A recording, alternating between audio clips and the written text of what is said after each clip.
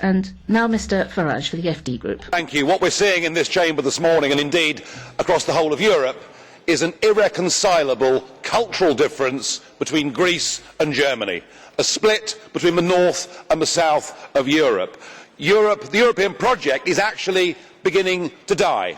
Nobody in this room will recognise that, but actually the peoples of Europe are saying we were never asked whether we wanted this. This has been foisted upon us. And we need to understand why EMU doesn't work.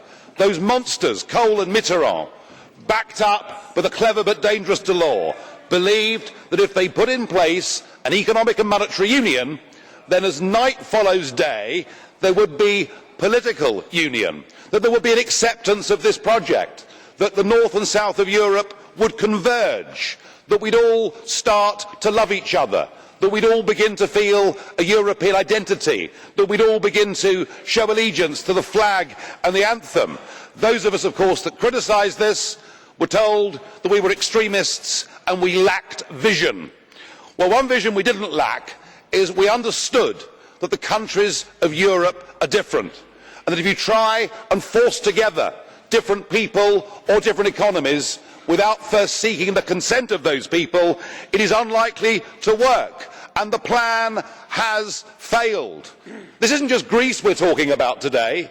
The whole of the Mediterranean now finds itself in the wrong currency.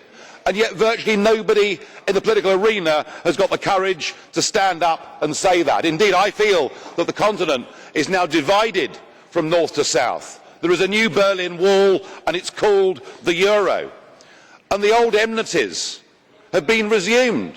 Just listen to the way that the German leader of the Christian Democrat group this morning attacked Mr. Spiras. I think it was absolutely disgusting, but it shows the way north and south now feel about each other.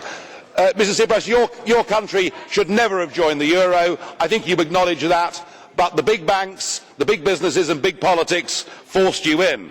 Goldman Sachs, the German arms manufacturers, they were all very happy. And when the bailouts began, they weren't for the Greek people. Those bailouts were to bail out French, German and Italian banks. They haven't helped you at all. And these years of austerity, these years of high unemployment, of increasing poverty, none of it's worked. In fact, your debt GDP ratio has gone from 100% at the start of the crisis to 180% right now. It would be madness, sir, to continue on this course. You have been very brave. You called that referendum. When one of your predecessors tried to do the same, the bully boys of Brussels had him removed. They tried their best again. Mr. Juncker said you would have to leave the euro and leave the European Union.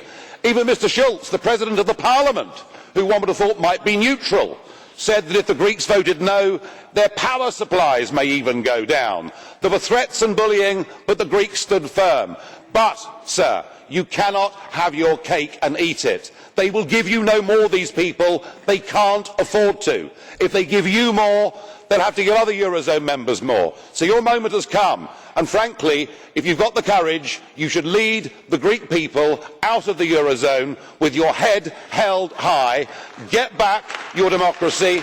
Get back control of your country. Give your people the leadership and the hope that they crave. Yes, it'll be tough for the first few months, but with a devalued currency and with friends of Greece all over the world, you will recover.